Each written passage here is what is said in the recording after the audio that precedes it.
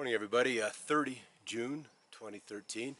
I'm in the San Luis Valley in southern Colorado, and underneath a northerly flow, we've just had this incredibly hot high pressure, as we'll show you on the map discussion from last evening here shortly, where temperatures far north in the Canadian Arctic were every bit of 90 degrees, nearly to the Arctic Circle. Vegas just added nearly at an all-time record high of 117. The nation's hotspot was 127 degrees in Death Valley, California. So an incredibly unseasonable situation setting up across the U.S. Monster ridge of record-breaking heat in the west. And the inverse of that is cool, unsettled, wet weather back east. And as the guys back in D.C. called it, this jet stream pattern is the antithesis of the meteorological summer. That's just how out of whack things are, that the guys back in D.C. would declare this weather pattern such highly anomalous. So in Colorado, we're finally dealing with our fires. We've got some moisture, the monsoon moisture in place. I trust that we'll see enough moisture come up from Mexico and we'll get a good rain along these mountains, probably so much so that a little flooding would not surprise me. I'm concerned about flooding in Illinois, Wisconsin, Iowa, Michigan, the Ohio River Valley, the Tennessee River Valley over the next 6 to 7 days as this deep low, which is the inverse or the buddy in this jet stream pattern to the ridge out west.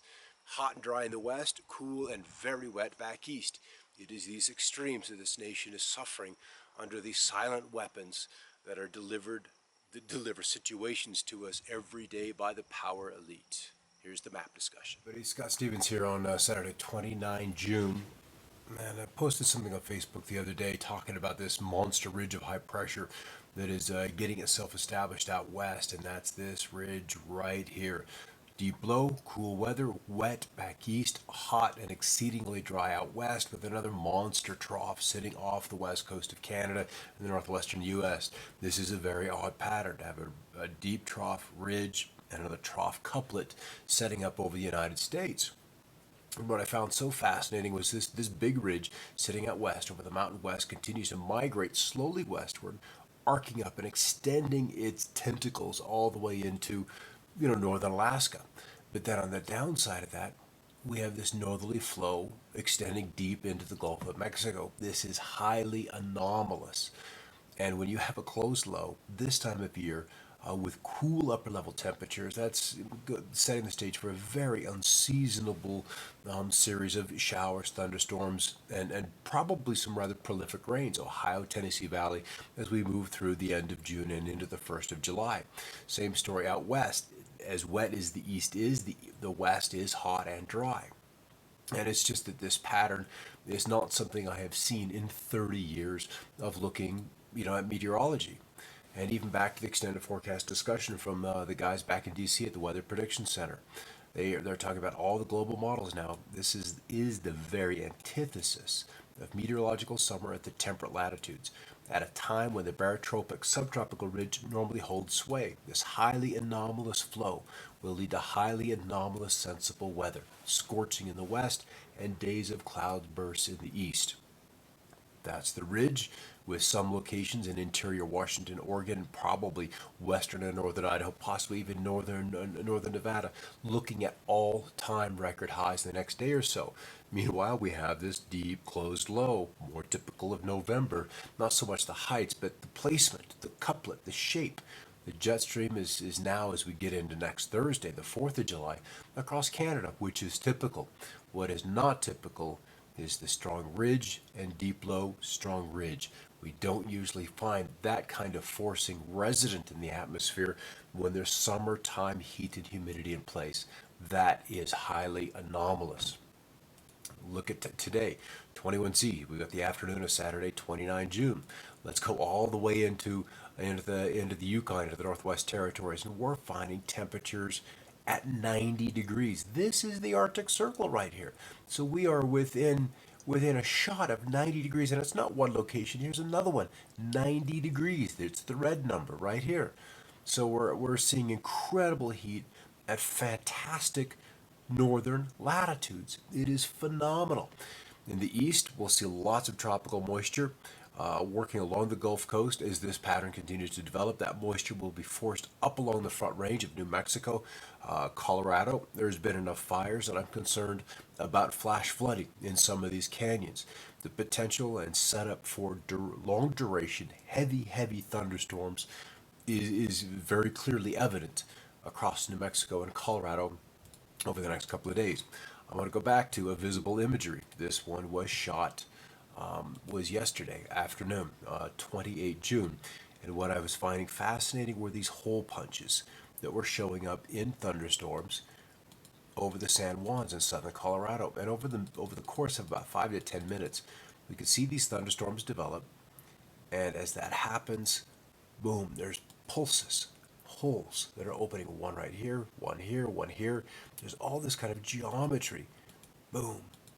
And then the big one is going to show up right here in the next frame or two. There it is, and you can see it open.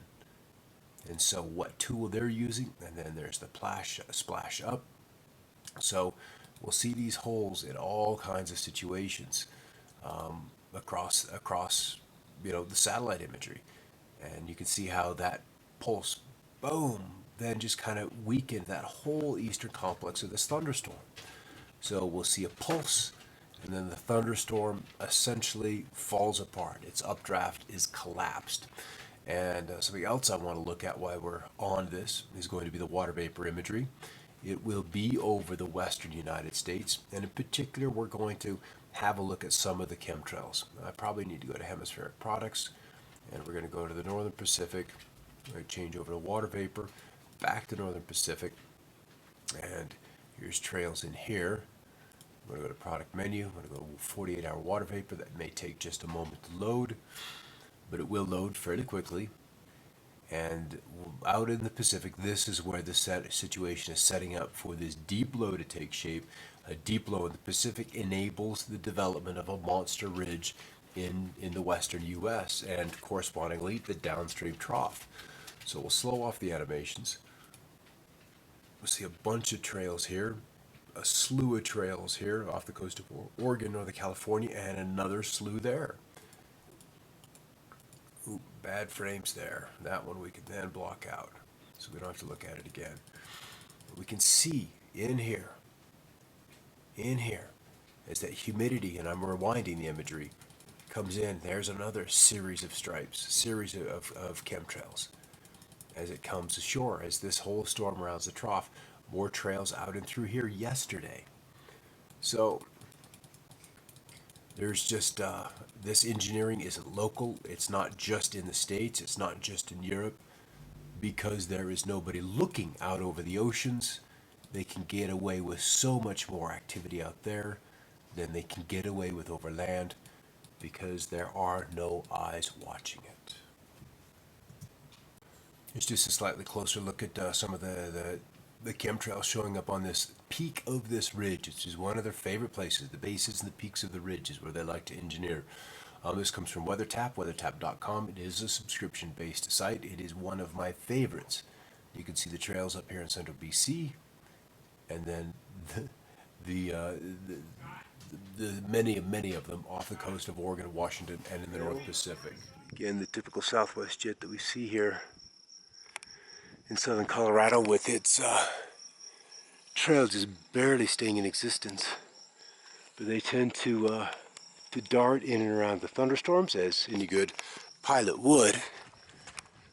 So often they leave little ticks and marks on the tops of these thunderstorms, curiously enough, aligned with the direction of their movement.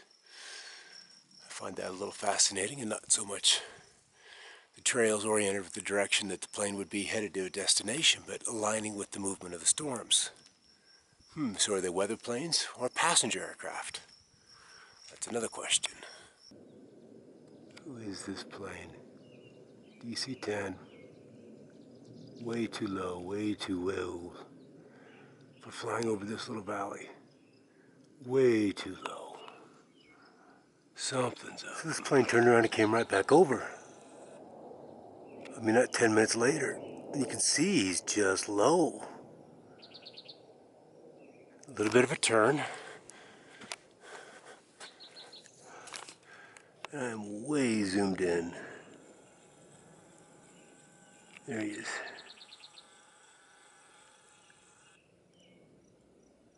So he's doing something. Why would he turn right back around and come right back over this house? This community, why?